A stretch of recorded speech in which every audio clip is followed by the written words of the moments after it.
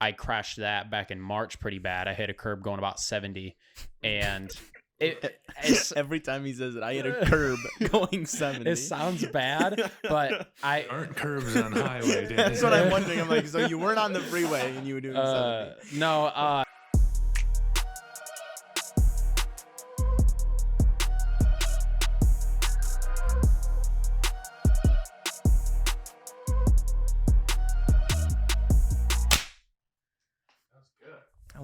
That was Yes, solid. sir. Look at us go. You already know. Welcome to the second episode of the In the Area podcast. Today we have a special guest joining us. Our first guest, Daniel Sharp. Welcome. Hi, what's up?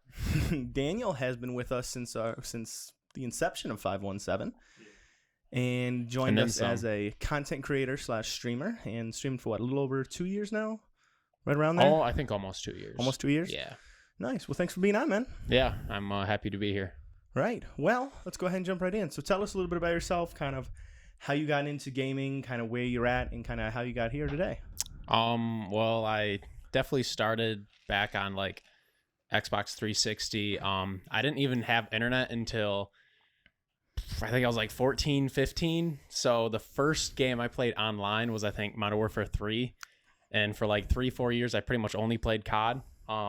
And then I kind of, shortly after I joined SG, so pre-517, you guys were kind of trying to talk me into streaming. So I think I tried streaming off of like a really bad, it was like an HP, it has an i3 processor in it. It's a really bad, I think I tried to stream off of that. But anyways, I ended up getting a Asus laptop, did streaming off of that for a little bit. And then like a year and a half ago, I ended up buying like a pretty nice PC, and yeah. I'm on that right now, and it's been a lot of fun. I had a little bit of a hiccup a few weeks ago. I wasn't what do you call it? It was like that part for the PC, Ethernet. Oh yeah, your Ethernet. The Ethernet card went out.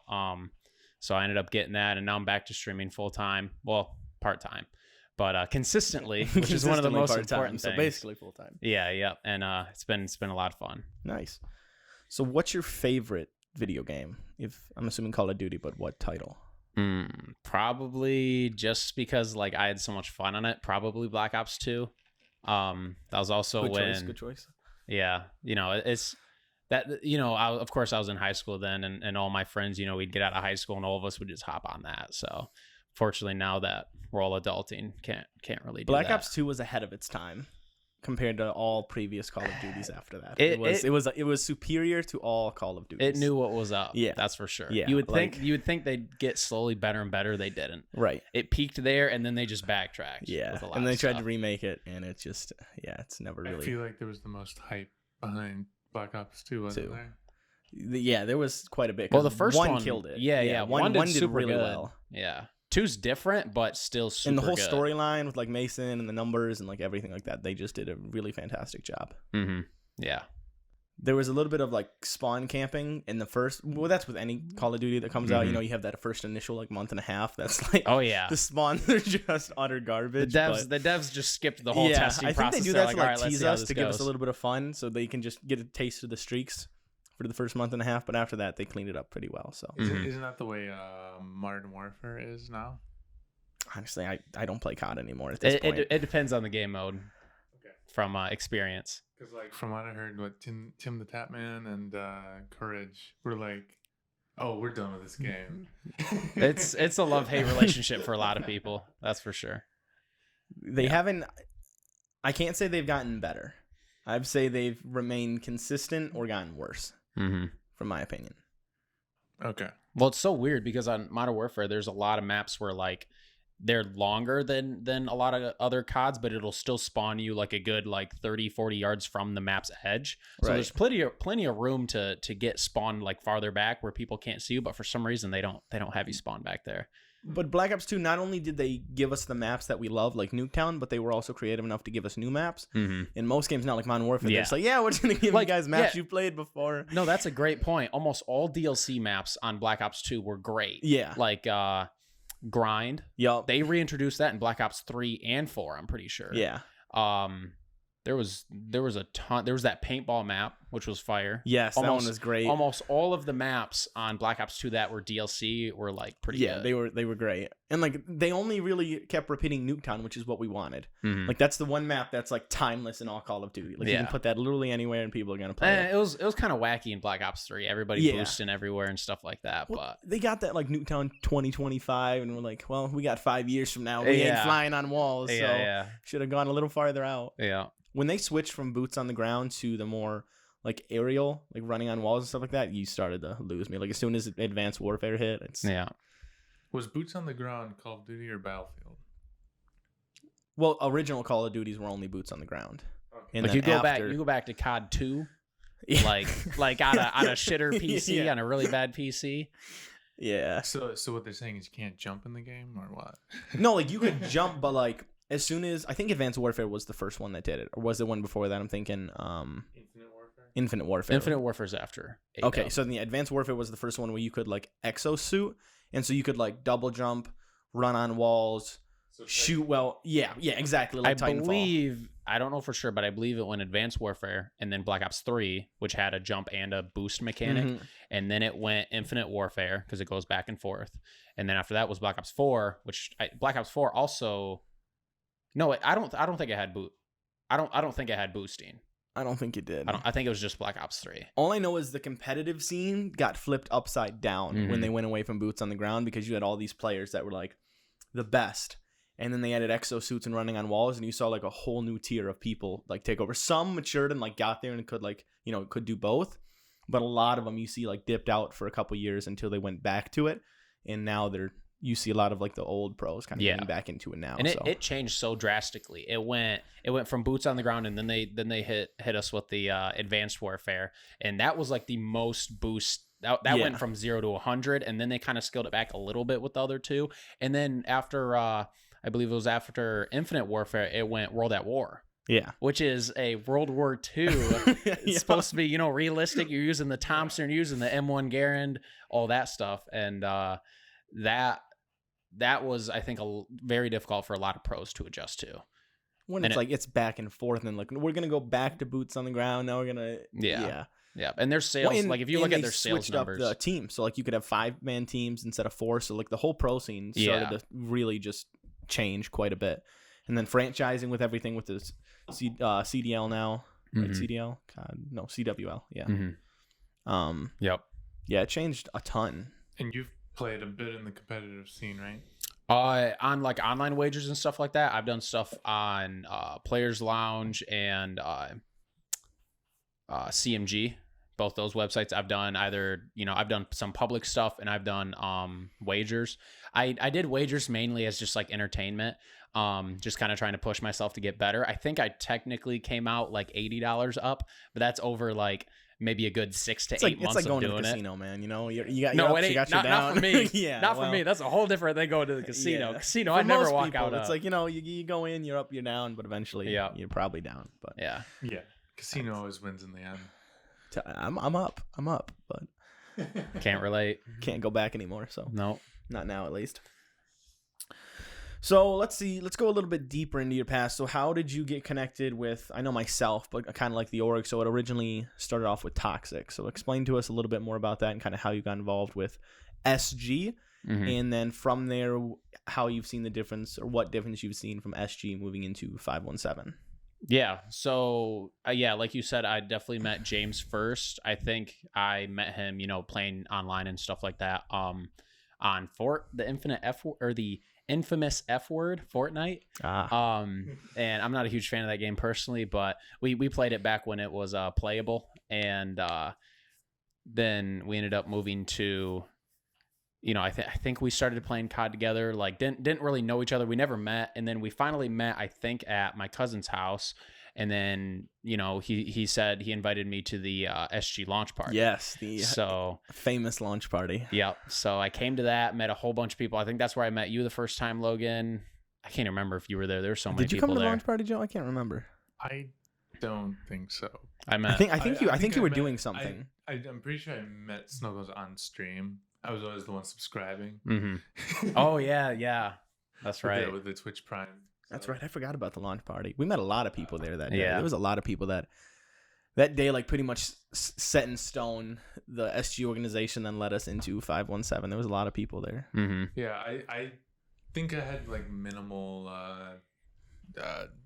influence on SG. I just know you were talking to me about like the logo for like So Good Gaming. Right. It was in a very early stage, so there wasn't like much to be done. You know what I mean? Because there was nothing there to be done yet, so it was very premature. Yeah. No, the launch party, it was a lot of fun. You know, we played some games and stuff like that, and then I remember doing like a vote on if we were gonna go either casual. Either if we were going to go casual or competitive. Logan, I kid you not. I don't know if this might be the first time I've told anybody to this day. There was one vote to keep it casual. I voted for it. I voted for casual. I believe it. Everyone else voted for competitive. We had, we had, I want to say like 8 to 10 people. At least. There was a lot of people all in my room. Bedroom. Mm-hmm. Like with 4 on my bed. There was like 4 total, or 6 on your total bed. sausage party. Just a bunch of dudes in my room chilling with a TV on the wall, and me and James Toxic are just giving this presentation of like where we want it to go and who like wants to be in it. And it was interesting. Was that before the studio was a thing? Or yeah, we didn't even have a studio at that point. Like my bedroom was like a setup, and that was the quote unquote studio. Yeah, your computer was in there. I forgot about that. So like, what was the big empty room then? Just couches or which empty room? The main one now. That's now the studio. Yeah. Yeah, I think it was just like a storage room. Like we just had stuff out there. Yeah, it was just kind of, It was, we just used my bedroom starting off. I think the first time there were setups out there, and I can't remember if this was the same day as the launch party, but when we did that LAN tournament. Yeah, that's right. So when we did a launch party, that room was empty, and we had like a ping pong table out. We had a couple setups for like, 1v1s and stuff like that. So we had a little like tournament roster, and that was a fun day. Mm-hmm. A lot of cleaning up to do afterwards, but yeah. It was fun. I still got a picture of me winning first place in that tournament. Yeah, I think I'll have to look if we have a couple pictures. We can throw them up for them on the visual, but I think we have a couple pictures left over. You'll send them to me. Yeah, I'll have to send them to you. We have a few pictures. It's probably an unreadable bracket of everybody just handwriting their names in. Yeah, that was fun. We utilized this room for like the food area. We had a bunch of like picnic tables and stuff like that. It was a lot of fun. Well, this room used to be the studio. Right, yeah, and then after that, kind of moving in toward more 517, then we kind of got into this room and kind of had more setups and editing bays and stuff like that. Mm-hmm. But like you mentioned, comparing that to this whole 517 thing, it's been a whole different ball game, in the sense of just taking it seriously and growing.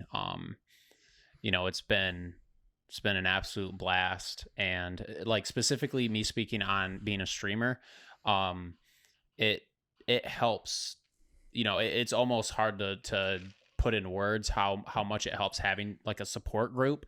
And there's a lot of support, like quote unquote support groups out there that are just for Twitch, but Team 517 for me has been like seriously just something like unimaginable in the amount of support that I get. And that's because it's a real connection. A lot of support groups, it's not like a genuine connection. It's just a follow for follow, sub for sub, that type of stuff.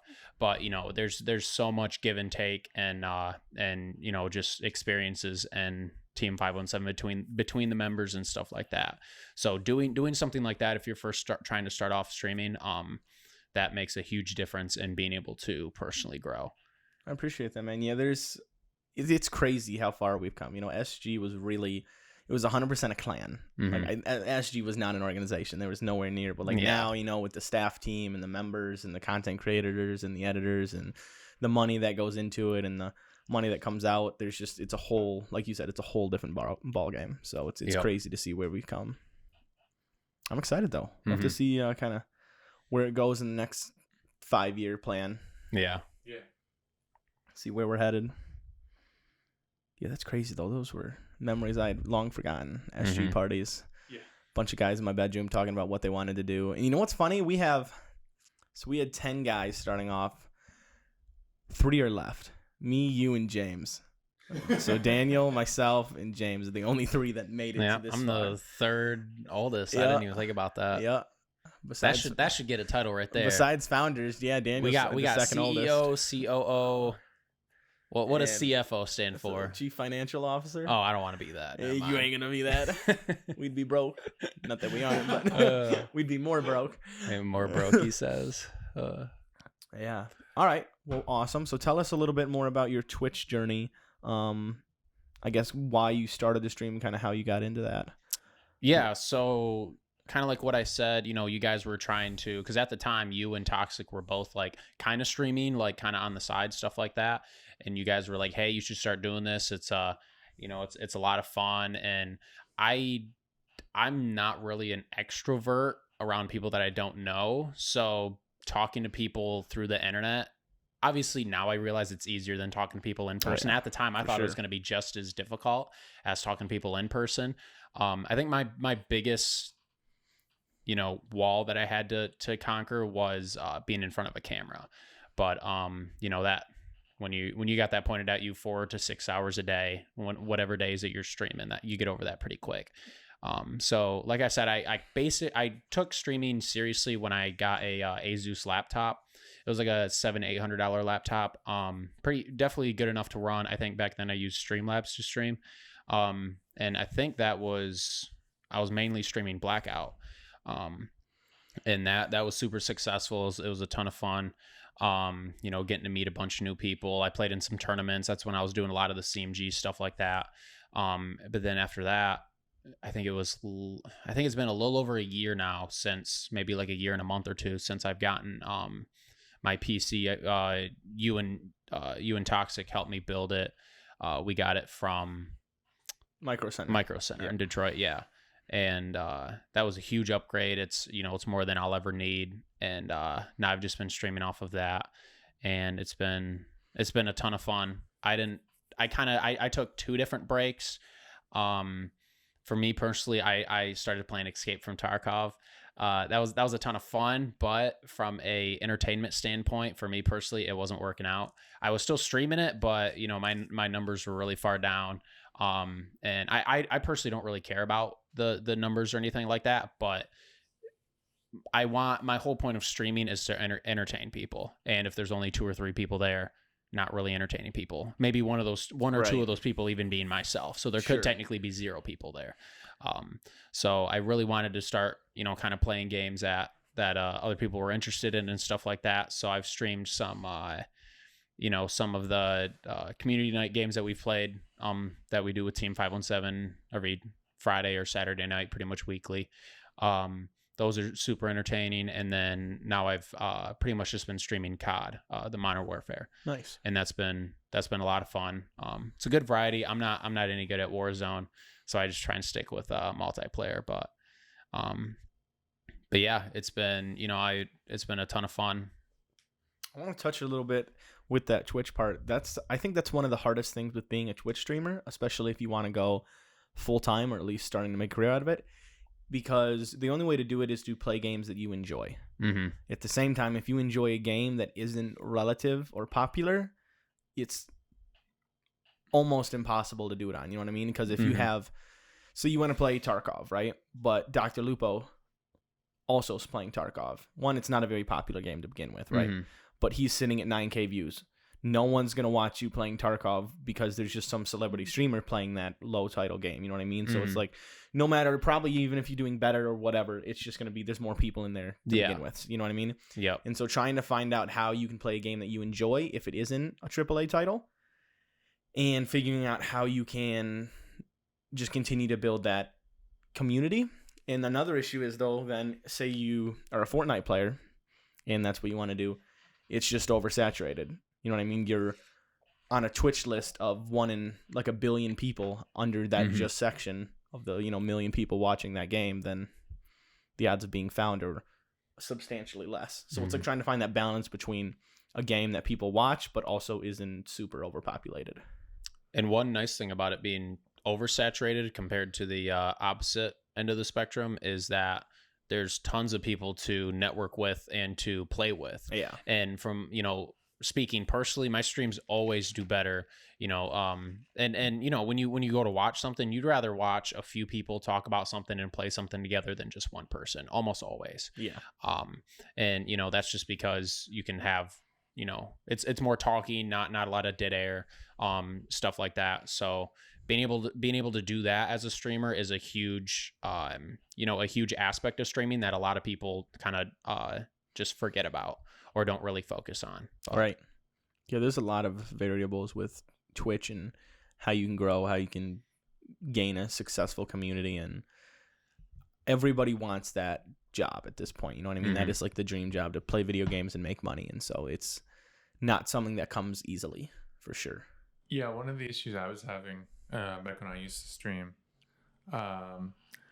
was when I play games, it was hard to keep a conversation going, like look at the chat and Right. be into a game. Because if I really like this game, I'm just going to be like, oh, wait, I forgot I was streaming this whole time. And that was at least one of the issues I had when streaming. Yeah. I feel like that's what just chatting's for. Yeah. It's tough because, like, you know, there's like, there's a lot of streamers that are very good at it, like balancing chat and gaming and still being good. But like, when you watch, let's take Scum, for example, playing like, you know, training or stuff like that, that chat's, he's never going to look at that chat. You know what I mean? Or like tournaments, people just put the chat away and they're there for strictly his skill set of watching the game. Versus if you're there to chat with them, you're probably not going to expect, you know, good gameplay. You're more focused on just that community and exactly. It's just something to do to watch in the spare time, but also interact with that streamer and that community. Yep. And on the, I know you said we were talking about how you built your PC at Micro Center, or at least got the parts from there. That's one of the stores that I feel like is so underrated, at least here, because I think we have like 2 here, 2 or 3. I thought we only had 1 in Michigan. I don't know for sure, but I thought we had 2, but I know we have one like Micro Center in Detroit. And that store is just crazy. Like when you look at Best Buy or any other store, there's no options. That's like the one gaming PC tech store that like has everything. Like you can go in the store and there's gaming chairs just hanging from ceilings. Yeah. It's like Toys R Us, but for like, I guess older people. Like I don't know. I guess like gamers. So I guess from like age of 6 to pretty much exactly. IKEA for gamers, which goes from like 3 years old to 100 years old. And one way to kind of prove that, you know, how popular it is, if you look up, you know, hashtag Micro Center, there's so many tweets and stuff like that of people traveling. There's people that were traveling from like Tennessee to Michigan. I think there's a ton of people that go from Ohio to Michigan. I was seeing that a lot on social media and stuff like that. So that just kind of speaks to how much money you can save. Like I think I personally saved around between $400 and $500. Easily, yeah. You know, they give you deals if you're buying all the essential parts for a PC. They give you like a 10 or 20% discount off, something like that. And then they give you, and that's on top of almost each individual item being already cheaper than the, you know, the MSRP or whatever it's called. And they price match pretty much everywhere. If any of that item is in stock and they have it at a lower price, they're going to price match it. Yep. And then they offer like the warranties and like bundle deals. So if you get like your graphics card and you get like a motherboard or a CPU, then they bundle it and give you like $200 off. So it's crazy prices compared to. That would have been so nice when I was buying. Yeah. 60 Super. Right. Yeah. Exactly. They give you a ton of deals. It's a great store that sponsored by Micro Center. Right. But yeah, I wish we had more. I feel like there is more in a lot of other states. I feel like that are more like, I feel like California, there's got to be, you know what I mean? Because like esports is much more like a heavy industry in like Texas and California. And there's a lot more people there. So Right. I would hope that there's more, you know, supply for the demand in those areas. Yeah. You've got like 5 of the largest esports brands in history. And like, I feel like we're going to have more Micro Centers there than here. So I wish there were more computer stores for like competent people. Like I think all 3 of us basically know how to like assemble PC part. Well, sort of you, mostly. Kind of. Daniel's like, I had to. Yeah, you put in that Ethernet card. So that's a good start. Good start, that's for sure. Yeah. At least you weren't like, what's Wi-Fi? Yeah. YouTube will pretty much teach you anything in these days anyway. So. But I think there needs to be more stores for competent people, because I think a lot of stuff is like the Best Buy style where it's like, oh yeah, I don't know how to reset my Wi-Fi router, and you know, oh, it's being slow, and now I got to take it to Geek Squad so they can do something. I mean, there's a lot of people like that, you know what I mean, that don't know, and I think, you know, it's just a lot of times it's just the generation gap, you know what I mean, because none of this technology was out, and it can be confusing for some, but I think for us, for our generation, it could just come so naturally, just because, especially now, they're born with a phone in their hands, so you eventually pick it up, you know, where there's that will, there's a way, and I think for a lot of that generation gap, they just don't see the will because they've managed to get that far in their life without it. So why start now? But I think as soon as, between 10 and 20 years, we could see a shift in the amount of people that can work on computers and stuff like that. Just because we got a lot of people our age, a little bit older, a little bit younger that are going to be going into tech jobs. That's a good question. So like in say we get another generation, is there even going to be tech support? Because like how often, like there's minor things here and there that rarely, like our generation doesn't know how to do. You know what I mean? Mm-hmm. We'll like contact you and just be like this one instant. But like, is it really going to be that tech demand by the time the newer generations keep coming in because everybody kind of knows how it works? I think only for like major things, like say you need to reflash your BIOS. Yeah, I figured like development, like devs and like gaming and stuff like that. Like, and like you were saying, like sources like YouTube and Google and stuff like that, that just makes it easier to, like, before, if you didn't have that, you would be calling that tech line, right? But 90% of the time it's more of a question of if you can find that information, not necessarily if the information is out there. The information's out there to fix your problem. It's just a question of finding it. And in 20 years they're just going to keep creating tutorials and stuff like that, so it'll be interesting to see what jobs are lost and like how they're decreased just because of the common knowledge of technology. Yeah. I'd say the things that are easy to just learn on YouTube will kind of go out of phase. But like, I'd say like assembling a computer, because no matter how much knowledge you have, a computer's still fragile. And people are gonna be like, yeah, I kind of want this to be something. And unless unless they're building that exact PC with the exact specs and parts, there's still a lot of stuff like different motherboards. Like I know, like there's a ton of motherboards out there that are on YouTube that still don't have tutorials on how to make them. You know what I mean? Like how to plug everything in, stuff like that. So I definitely think PCs are one of them, and more time restraints on, developing servers, stuff like that. For sure. Social media back ends of a lot of companies and stuff like that. Mm-hmm. So what are some of your side hobbies outside of gaming? Definitely the main one is my motorcycle hobby, whatnot. I have 5 motorcycles right now, and it's something I've been doing since I was like 8. I've done off-road racing. I've ridden on the street since I legally could, since I was 15, and then a little bit before that, obviously.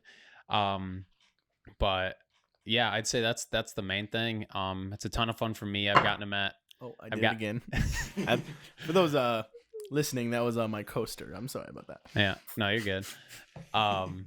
I've met a lot of cool people through that, and it's not only, it's definitely made me a better driver in the sense of just like looking out for other people. And I guess one way to prove that would be I just recently got a job at FedEx, and I had a defensive driving course out in Novi, which is near Detroit in Michigan. And the instructor, he was like, "You're doing super good. I can tell you're like a natural at this. Do you usually, because what they want you to do is they want you to vocalize what you're doing, which is, I'm basically driving and I'm looking at my rear view. I'm seeing this car pull up behind me. I'm looking at this gray truck ahead of me. Like they want you to vocalize everything you see and do and stuff like that. And I already do that just because being on a motorcycle, obviously it's much more death awaits you as the Grim Reaper stalks you. Yeah, it's a much bigger deal if you get into a even just a fender bender stuff like that. So that aspect of my life has been able to make me, I feel like, drive not only safer but also just more in tune with all the stuff that happens on the road. Sure. So what's the meaning behind it? Is it the adrenaline junkie? Is it the wind on your face with long hair? Like what's the high that that motor, like driving bikes, like that's it for me? So it used to be a lot more adrenaline than it is now. Now it's kind of just like I'm trying to enjoy riding while still getting home at the end of the day. I've mentioned it to some people, I think you guys know, but I crashed my current motorcycle. I got for any motorcycle nerds out there, I got a 02 CBR 954 Honda crotch rocket. And I crashed that back in March pretty bad. I hit a curb going about 70, and it's every time he says it, I hit a curb going 70. It sounds bad, but There aren't curbs on highway, dude. That's what I'm wondering. I'm like, so you weren't on the freeway and you were doing 70? No, you know, it was the perfect. If it could have happened, it was the perfect day for it to happen. It rained the day before. Me and the bike rolled in wet grass. Like, if I would have hit a pole going 70, I'd probably be in a wheelchair right now, or I wouldn't even be here. So, you know, the fact that it happened that way, I'm very grateful for. Yeah. So the experiences like that, you know, have kind of changed my perspective and appreciation for both riding and just, you know, the goal is to get home at the end of the day, right? No matter what you're doing. So that was the goal when you were going 70 in like a school parking lot or something with a curb? The last thing I was thinking about, I was just thinking about having a blast at that moment. That's the whole like picture I see when he says curb. I'm just picturing like hanging out in a school parking lot somewhere, just like doing burnouts and hits 70 and just flies into the curb. No.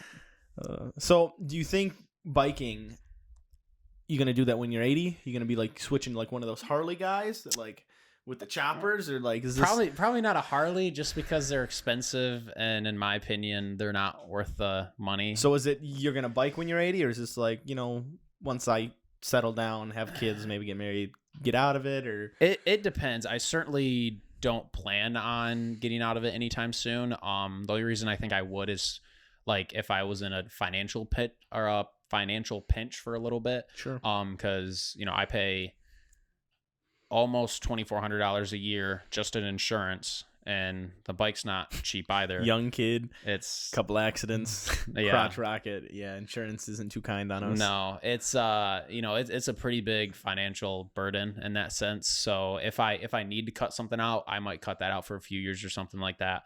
But no, to answer your question, I definitely want to move to something less dangerous and more comfortable, because I'm kind of on the spectrum of super dangerous and not comfortable at all. Yeah. So once my body, you know, can't handle the stiffness and rigidness of a crotch rocket, then I'll probably move on to something more comfortable. So what is more comfortable? Because like I only know like you're either a crotch rocket or you're like got a Sons of Anarchy vest on and you're driving a chopper down with the crew. So you got like a lot of BMW bikes are focused on comfortability. Because I know like a lot of state police all have like the BMW. They bikes. drive BMW GS 1250s. Yeah. So the engine, my engine's technically 954 cc's. Theirs is 1250. So theirs is more, but their bike weighs probably 2 times more than what mine they're big. weighs. Yeah, and they got all our storage too. Yeah. So but you know there's also that benefit of having storage. I have a little trunk behind my seat, and that's it. Where, you know, if you're on something like that, you could easily pack enough to go to like have a beach day, right? On that bike and not need a backpack or something like that. So, but yeah, there's stuff like that. There's I mean, Honda makes stuff that's more comfortable. They're called CB1000s. It kind of comes down to the seat comfortability, if there's like cruise control on the bike, you know, heated hand grip, stuff like that. And it comes down to maybe I already mentioned this, but the seating position is the main thing. Right. Like, you know, if you're super hunched over, you're going to get more uncomfortable way faster. But if you're sitting more upright, kind of like you said, the Harleys and stuff like that, all Harleys, they actually they wanted to get into like the crotch rocket scene and stuff like that. They were going to come out with both that and that's just not right for them. Yeah, if you look at the numbers of Harley, they've been doing really bad recently, and it's because all these like kids like my age, a little bit older, even younger, they're not looking to get Harleys. For one, because they're between 15 and 30 grand, right? And for two, because it's what their parents and grandparents drive, and why would they do that when they can buy something like my bike or stuff similar, brand new, for a third of the price? Right. Yeah, I think there's just no incentive. I think it's just... So we've talked about Joe Rogan quite a bit, or at least mentioned him. Mm-hmm. So I know, I want to say, was it last week or this week? I think he, on his podcast, I think I got it here somewhere, said, video games are a real problem. You know why? Because they're effing fun. You do them and they're real exciting, but you don't get anywhere. Well... So I listened to him saying that.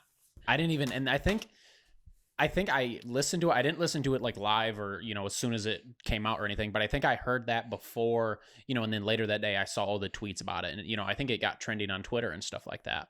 But when I listened to it, I personally had no issue with it because I personally listen to Joe Rogan a lot. And I feel like he's very well informed. I mean, you kind of have to be when he's done literally over 1,000 of these podcasts. He's a very well-rounded person. And he also, I think that same podcast, and of course this was kind of left out, I'm pretty sure it was the same podcast. He was talking about how he played, I think it was GTA and Call of Duty and like a few other games. And he said to a certain point, as soon as a podcast was done, he'd go play that for 4 or 6 hours instead of do stuff that he was supposed to do that day. And so he understands the enjoyment, but he also understands the the addictive qualities that video games can offer to certain people. And I think he was just having, I think he was just kind of mentioning both aspects of it. And it just comes down to the person. And, for him personally, I don't think he can function on playing video games. That's what he said. He kind of had to force himself to take a step back. And I think a lot of people, it's healthy to do that. But I think there's so many people out there that can just, play games casually and still be functional at work and everything like that. Right. And I know it sparked a lot of, I don't want to say outrage, but a lot of comments from like Ninja and PewDiePie and the people that saw it. And I think the issue was that on like Twitter, that's where I saw it at least, and I think the majority did, saw it out of context. All they saw was him saying video games are really fun and they're really bad and you don't get anywhere with them. And I think without seeing the beginning, kind of the ends and what they were talking about, and I think he's right for the majority because say you have, all these Fortnite streamers, I'm just going to say that because that's the biggest popular game. You have all these streamers. We're going to be lucky if 10 make a career out of it. You know what I mean? Like to where you can elevate yourself to the likes of a professional streamer, say like Courage or Lupo or Ninja or any of that. So for the rest of them, unless they're streaming and monetizing well, it's kind of a waste of time. Well, you gotta also think like how many kids, teenagers are just they go home after work, school, whatever. After they get their homework done, they just play a game. Like me, say. I've been playing Ghost of Tsushima on PS4. That's new. It's fun.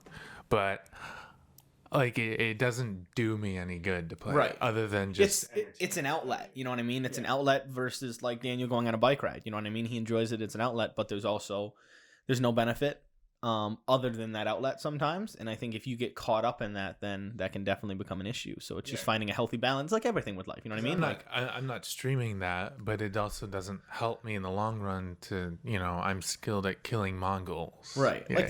Like these donuts right here. They're great. Not doing me any favors, but I'm eating them. But as long as I don't have one of these every day, then I'm all right. All right, well, we took a little quick break there. We had to switch some camera angles up. For those of you watching on YouTube, you'll see now we had some batteries dying. So there we go. Yeah, the product placement. Yeah, product placement. There we go. But where were we? Let's see. We were talking about the Joe Rogan, people. Oh yeah, playing video games. Like you said, I think it's taken out of context, and there's just finding a healthy balance between it. It was definitely taken out of context because, like I said, I think before that he was mentioning him personally being addicted to it, and I think that's why he has that perspective. But and then I think afterwards he talked about it more, and yeah, of course they only took that little segment. I don't know if like actual news companies took that. It kind of feels like actual news did that, not necessarily people just being upset about it, because anybody that actually listened to that, I feel like shouldn't rationally be upset at that, unless they just saw that clip on like Twitter or something. Yeah, the headlines were like Joe Rogan says video games are useless, basically, and that's what brought up all the drama. That's exactly what happened. He says video games are fun, but they're bad, and anyone that plays it isn't successful. Like that's how it came off, and that's not it at all.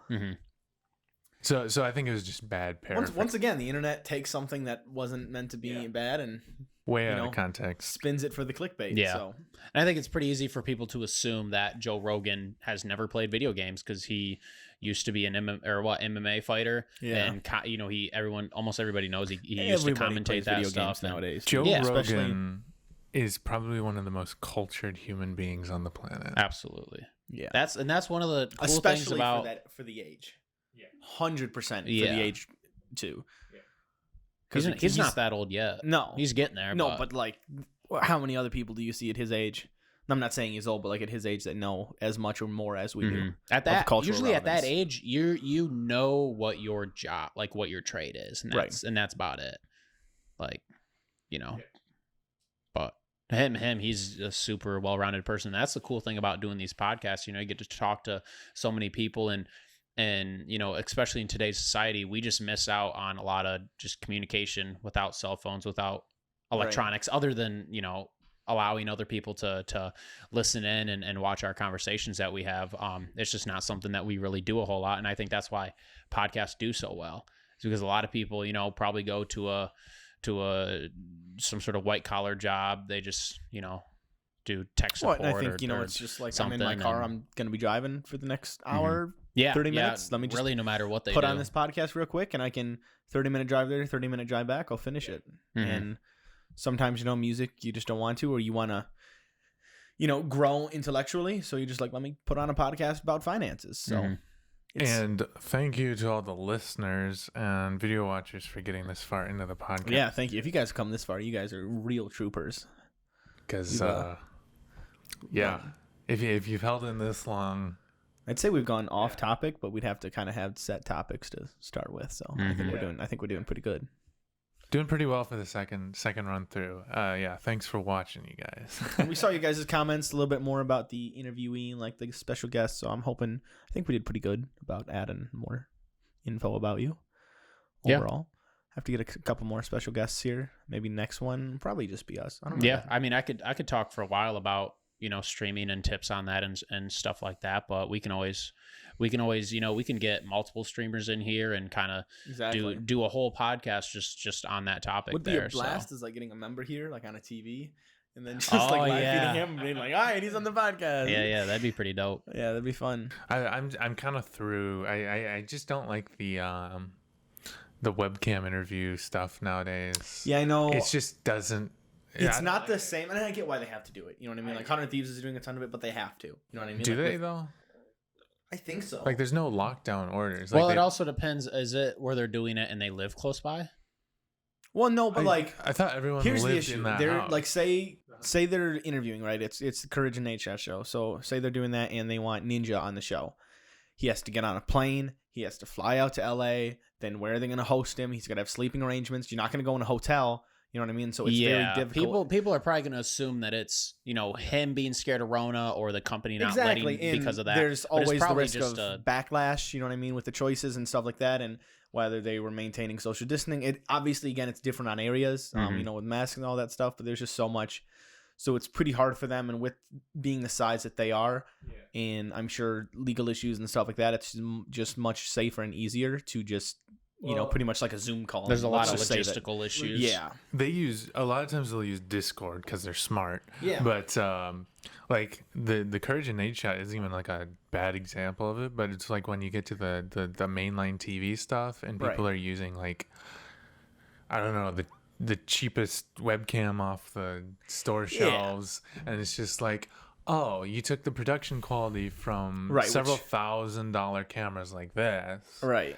And now it's like, oh, yeah, this is now okay to just throw, I don't know, crappy. Which 100 Thieves has done a great job, especially with keeping up the quality and stuff like that, which is an example of what should be done. Yeah, I think it's because they had that equipment, but like with the budgets that these people have, I feel like.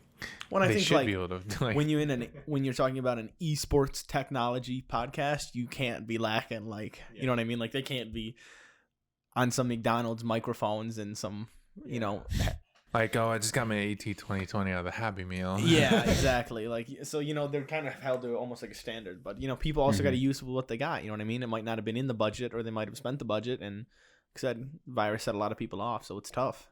Companies like that are not only sometimes the face of the industry, but they are the benchmark of the industry growing. So if they use crappy stuff, then the expectation is to use crappy stuff. So someone that is outside of the the industry looks in and they're like, oh wow, this podcast looks better than the news station I watch every night at 5 p.m. Then that kind of just puts perspective on the industry, and pretty much in only a good way. It's not even that camera quality is what defines video. It's just that it's such a turnoff for me, just as a filmmaker myself. It's just like, but say we want to do this podcast with Daniel and he couldn't come over. Yeah, he doesn't have a $1,000 camera set up and a super good quality mic, and odds are he doesn't have this kind of and so odds are we're asking him to be on our show. Well, he's not going to go out and spend all that money, nor does he want to do that. So you got to work with what you got. So but you got like Trevor Noah, whatever social distancing show that he changed the name to. Yeah. He's using like it's got to be the cheapest webcam I've ever seen. Not even like proper streaming, like Brio kind of stuff. It's like, honestly, as long as you use 1080/60 is like it's crazy, because you look at 10-year-old footage and stuff like that. Like 720 was like the best stuff back then, and now I'd say 1080 is like, it's starting to get where 1440 is the new standard. Like I just a year ago, a little over a year ago, I bought a 1440p monitor, one of the two that I use. That's the one I use for like gaming. Yeah. And the only reason why I got it is because it was really cheap. And it's really cheap because now 2K monitors are starting to get affordable. Okay. Even those are the same things. Yeah. Because okay, this is just a side tangent. I just need to explain this. Yeah, no, please. We're cutting this part out. 1080 is 1920 by 1080. Yeah. 4K is effectively is 4 of those if you stacked the corners together. Yeah. And 1440 is 2560 by 1440. So 1440 is the same as 2K. It's basically 2.5K. Yeah. Interesting. Because I never knew 4K this. is because it's 3840, so it's 3.8K essentially. Yeah. And 8K is 7650 or something, 78. 8K. And the reason this is why these podcasts are amazing. And the reason I like to film, the reason I like this to be in 4K is because I refuse to watch a black and white movie. I will not do it. Yeah. Okay. Like The Godfather, great movies, but any less quality than that, I refuse to watch that movie. And I know there's gonna be a day when this podcast is still on YouTube, and my grandkids are going to be like, let's go watch Grandpa's podcast. And they're going to be like, this shit is 1080p. Exactly. Absolutely not. I'm never going to watch that. And so you're going to have the best out there you can to make sure they can still watch it. Yeah, I remember when 1080p video was like the go-to in like 2012 or something. It was like, whoa, your videos are in 1080p? Yeah. But you just go back and you're like, I'm not watching this movie. Are you joking me right now? Look at that. Look, you can still see the fish line on Godzilla like moving. You're like, I'm not watching that, man.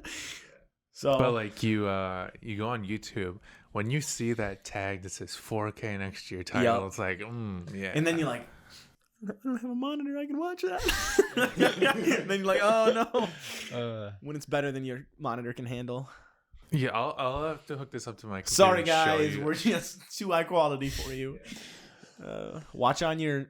No, iPhones don't even have 4K now. I wonder if there's iPads, no. This has... It doesn't have 4K, but I think your it has just 2K. Put it... Your LG... It's not even Apple. Hey, put it away. Nobody cares. LG no, for the garbage. Win. I'm liking it. I don't even want to say LG's garbage. That's a potential sponsor. I love all cell phones and industries. Imagine.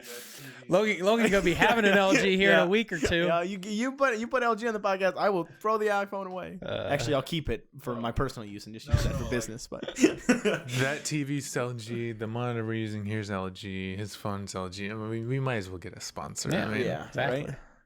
I'll tell you what, this phone, this is the V60, LG V60, something like that. It is, I don't want to say like overall it's less accessible, less like easy to use than iPhone. It is right now for me because I've had iPhone my whole life. It remains that way. Well, that's the thing. I don't mind it because it keeps me off my phone. It literally takes, because there's the auto correct on it when you're typing sucks. Like it hardly, I think how it's set up is it's supposed to learn from you. Because I've noticed it does. You got to swap the keyboard to Gboard instead of. That's the thing. I don't even want to do it. I don't even want to do it because it's going to make me just text more and more. Yeah. See, I've been staying off my phone more and more because it's less accessible, and I've actually been enjoying frustrated by the phone that it keeps you off. Oh no, it doesn't. It doesn't frustrate me. It's just it's just like it keeps me off of my phone, so I'm spending more time saying stuff face to face to someone, or just saving what I was going to text someone to face, because the 2 minutes it takes to it takes 5 minutes to have a conversation with someone on your phone when it could take 30 seconds in person, and then you got 4 minutes and 30 seconds to talk about whatever. So if I've noticed I've been doing that with like my mom a decent amount, and like my girlfriend and stuff like that. I just won't text them certain things, and I'll just tell them when I see them. Well, and it 100% learns from the keyboard, because when I got my new phone, when they replaced it, I started typing stuff like trepid and be like trepidatious, and I'm like, no, and I keep deleting it and it keeps going, and I'm like, this sucks, man. You type in all this stuff, and then it just autocorrects to some crazy frick to duck. Yeah, all that fun stuff. The frick to duck. Yeah. Oh yeah. All that stuff. Well, so when I type, every time I type SD card on my phone, every time I type SD, it corrects to as, like AS, and it's just like I keep typing SD. I used to have this thing. SD cards are a thing. Yeah. Why? I used to type shrug, like the words, and then I have it saved in my phone to like do like a design. You know what I mean? Like with parentheses and stuff like what that. Bun uses all the time. Like that I kind did of like stuff. that, and I had it programmed, and now I got the new phone. I type in shrug, and it's just like shrug, and I'm like, I'm not gonna verbally say shrug. I'm like, no, that's not what I wanted. Yeah. And I'm like, and I don't remember how I made it, and now I'm sad. I forget what it was. I think it's the Apple keyboard where you just type what it is, and usually the emoji will just pop up. But like, I didn't want the emoji. That was like a human emoji. This one was like a little dancing icon. Dude. It was way cooler. Then for like Discord, you just put the colon, then you start typing what it is. Like grimacing is the kinda. Type in like heart and it comes up. Yeah, I like that. At least that stuff still. I just go through like the 4-click process of. You're on LG now. You don't even get emojis. Oh man, you're right. Imagine having green text. Couldn't be me. It's disgusting. Man, couldn't be me. Oh, I didn't know it was such. The main thing that has sucked to switching to this, I will say, is no group text with iPhone users. So there's a way to do it. I cannot figure it out. Yeah. So when I texted you guys for the podcast, this is good for our listeners. So when I asked Daniel to come on the podcast, I made a group chat with Daniel and Joe. Daniel never got any of the text messages. Nope. Yeah, I was like, oh, he said yes, and I'm like, what? He didn't say. I didn't. And I literally texted you, turned blue, and I had to hold and hit send as text message just to get it to go through. I'm like, Dan, I'm not even gonna text you after this. This is our last interaction between me and Daniel. This is it. It's over after this. Yeah.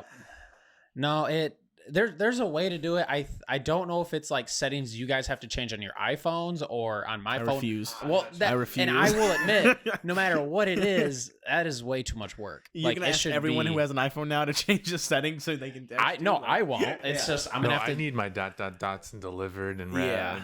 And I don't do the red stuff. Oh yeah, red receipts. Receipts. Alexis is very upset that she can't see when I read her messages. It's too like. What if I'm in a meeting like right now and like something important texts me and I just go like this and it says like I love you and I just put it on red because I'm doing a podcast right now. I do that. I did that all the time. I did that all the time on iPhone. It's not what I was projecting. It's just because I'm busy and so like I can't leave red on. I can't. Oh, I'll do it. I'll do it to like my girlfriend's grandma is like very catty in that sense. Like she'll get butthurt about stuff like that. And I do that almost every time she texts me, depending on what it is. And then she'll approach like her daughter about that. So my girlfriend's mom. And I am a very like I will approach you. Even if it's something awkward, I will just face it head on. But I hate going sideways with that stuff. I can't say that I haven't turned them on to let someone know I read it and then turn them back off. And just be like, yeah, I read it. Nice. Yeah. I just didn't care. Actually, I personally think now red receipts is like it's kind of less personal. I think it's more personal to just like have the delivered thing now. Why is that? Just like I feel like when you read receipts, it's like that's it. That's the end of the conversation kind of thing. Like you know when it's ended because like they've seen it. It leaves it more open. using the thumbs up, like when you can't anymore, but when you hold a message and then you can do like thumbs up, that's a great way to just be like, yep, Roger, don't have to text back, like confirmed. Cool. Oh, you don't have to text them the emoji. Yeah, exactly. You don't have to text them, you just hold that, which is super helpful. You know, I can't imagine not having it in my life. Me neither, I swear. If you don't want to like keep typing LOL, you just hold down and type haha. Yeah. You know. And then we get the cool dances, like the birthday stuff. Oh, yeah. All that good stuff. We can FaceTime. We can have free text messaging that doesn't ding us. Yeah. You're lucky we have unlimited text messaging, or I'd be sending you a bill. We were talking about this on the prototype episode for the podcast about the what is it, ads on text ads message? on social medias and ads on text messaging. So like, I think in where we're at today, people are a lot more, I want to say, not acceptable. Like they're okay with more ads coming through text messages now. You know what I mean? Where there's options now to like sign up with your phone to get text messages like, hey, your DoorDash is here. Or, hey, like Gary Vee is a great example. Or like Ninja, you know, you can sign up for those text things and like text you once a day. I think now we're finally getting to a point to where people are okay if they have a couple messages here and they're very few, but like go into their text message like once a day. I do it for my pizza. Yeah. Every time I order it on the website, it says, do you want to get a text receipt? Because otherwise it Right. emails it to me. And, you know, I think the notifications usually take like a minute or two from the time either there's a delay in the email being sent or there's a delay in it being received and then popping up with a notification. Either way, you know, texting is just way more. And I know like right Gary there. Vee is one good example that I use. When I signed up for his texting thing, I get like, I want to say like twice a week maybe he'll send me like a text and it's just like, yo, the latest podcast to drop, or just some like, you know, inspirational quote that he has and stuff like that. So, and I don't mind that, you know what I mean? But now if it were like emails where I'm like, yeah, you got 7 unread ad campaigns in your text messaging, they'd be like, no, absolutely not. But yep. It'll be interesting to see where we go from here, because we've gone from like email, we had telephone too, but now we're like in texting. And so like once texting becomes more like an email where it's more casual, where do we go after texting? The next big thing I think is going to be is integrating tech into our bodies. I'm good. Pass. I think being able to get much more useful auto predict for like messages, like they've got in emails where you can start an email out, like respond like, yeah, that sounds great, and then send. I think once we can start getting that where like it knows how you'll respond and it can text back for you. Let's say your girlfriend says, I love you. It'll know, oh yeah, I can send that back. So she's not worried. And I think you're right. Have the AI respond, hey, I love you too. Mm-hmm. And I think you're right. I think, you know, in-body technology is probably next. I personally never do it, but I think if they went to like glasses, you know, like say like new technology like Tony Stark or like Iron Man, you know, where you can like pull up from like a little box, like your desktop and stuff like that. It's like a hologram, or like, you know, calling where it's like, you know, Star Wars, something like that. Like glasses that you can see stuff with. Like that's, I think, where we should be going next. Yo, holograms. Like if I can call Daniel and it's just a hologram and hit on his bike and he's just like this and he's like zooming around. He's like, yeah, go for Daniel. Like that'd be sweet, man. Oh yeah. See him like hits a curb going 70. Like, ooh. As soon as that comes out, podcast is entirely holograms. Yeah, exactly. That'd be sick. Yeah. That'd be like, great. we don't even have to have guests Well, here. If we have a I'd pandemic, dress just up have as a like hologram. the emperor and she'd be like, hello. Yeah. With the you know, the electronics in your body, like there's a you guys know John, my cousin, he's in a frat up in Flint, Michigan, and he has a brother or whatever, a guy that also lives in that house. Their door's unlocked by like a card reader chip. He had one. He did it himself. There's like needles you can get where needles that you get where it stabs. You know, it like injects that chip in your it's hand. like a little pill almost. Yeah. And so now he unlocks his door with his hand. And imagine if you had a chip like in maybe both your hands or one of your hands. Imagine if it was within 6 inches of your phone. That's how you unlock your phone. Yeah, but what happens then when like Lizard Squad hacks you and then just says kill switch and then your hand just explodes or you catch on fire, your body shuts down. You can't explode from one RFID. Yeah, I think that would involve way more than just an ID chip inside You're of like it. the conspiracy people are saying, oh yeah, Teslas once again, explode. though, I'm saying like everything that was made to be good will be used for bad. Oh, I'm the sure Illuminati's eventually making Teslas explode. Like, so that's what I mean. Like, I'm good. I'm putting nothing in my body. That's like, those wall outlets that have the camera inside of them. Like, it's not it's a whole separate issue. It's like the chip isn't the issue. It's people adding stuff to the chip that, like you said, could make it explode or make it next get thing you know, super Daniel's hot like, or yeah, something. upgrade your firmware, and he's like, next thing you know, his heart stops, and then you're like, perfect. So no, I'm good. I'm not putting anything in my body. I'm a classic. I'm old-minded when it comes to that, but anything outside, I definitely like. Well, like one step beneath that, I would say that we're kind of already doing it. It's not necessarily tech integration, but like LASIK surgery, stuff like that. Yeah. You know that. I mean, that LASIK surgery specifically has its pros and cons, yeah, like, but it's like heart still valves and stuff like that. getting metal people. You know, tons of people get metal put in their body and stuff like that. So and I think that's different in the terms of you're not using it for a social, like, you know what I mean? You're using that to survive and it's to not continue to to change. use that. It's a material. You're using it to continue that functionality of what it was meant for. You're not adding something that was never there. Is LASIK actually worth it? Is LASIK what? Worth it, you think? I know my aunt got it and it helped her. I think my uncle got it as well, and they they don't need to wear contacts or anything. From what I've heard, if you get it too early, it only goes for like maybe I think, if I had to guess, maybe between 20 and 30 years, but I'm sure it's not the same for each person, but it does get to a certain point where you can't get LASIK twice, from my understanding. So if it wears off, your eyes could be worse than what it was before. I don't really know for sure, but I'm blessed with 20/20 because even water you drops. don't wear contacts or anything? No. Nice. I hate wearing glasses. Mm-hmm. I either do contacts or glasses. I was gonna do glasses today for the podcast, but the weather was kind of cloudy today. But I ended up riding my motorcycle, so I don't even like just putting didn't contacts. Yeah, you don't, water you drops don't in want my eye. glasses for a motorcycle. No, Even water drops, I don't like in my eye, and I can't imagine sitting down and having somebody laser my eye. My face gets oily, and then the glasses just annoy me. Yeah. Glasses are nice depending. Like yesterday, I didn't do much. I just sat around the house, did some shopping with Alexis and stuff, and I just put my glasses on. Yeah. And with contacts, you know, it gives your eyes a break because, I mean, Logan, you wouldn't know. Do you wear contacts at all or just glasses? Okay.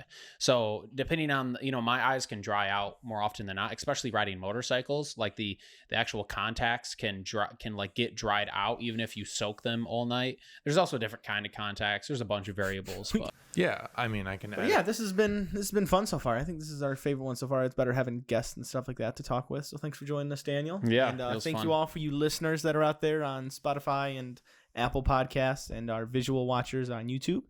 You guys can check out our new site that is launching this week at team517.com. Shout out to Snow for setting all that up for us. And yeah, we will check back with you guys next time in the area.